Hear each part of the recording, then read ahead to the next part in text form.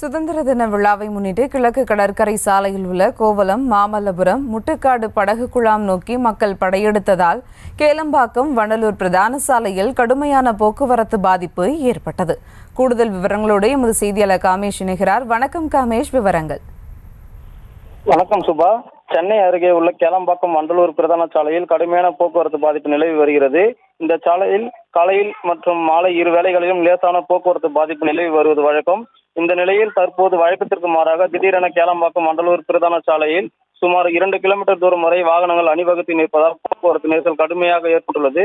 இதனால் வாகன ஓட்டிகள் கடுமையாக அவதிக்குள்ளாகி வருகின்றனர். விடுமுறை நாளான இன்று சுதந்திர தின வழி கொண்டாடிவிட்டு குழந்தைகளை அழைத்துவிட்டு கிழக்கு கடற்கரை சாலையில் உள்ள கோவளம் கடற்கரை, மாமல்லபுரம் கடற்கரை, முட்டுக்காடு படகு குழாம் நோக்கி குடும்பத்தோடு படையெடுத்து செல்வதால் இந்த கேளம்பாக்கம், வண்டலூர் பிரதான சாலையில் கடுமையான போக்குவரத்து நெரிசல் ஏற்பட்டுள்ளது. அதேபோல் இந்த போக்குவரத்து நெரிசலை கட்டுப்படுத்த போதுமான போக்குவரத்து காவல்துறை இல்லை என்ற குற்றச்சாட்டும் எழுந்துள்ளது.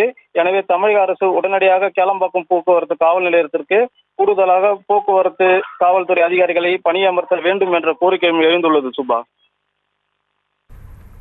விவரங்களுக்கு நன்றி காமேஷ்.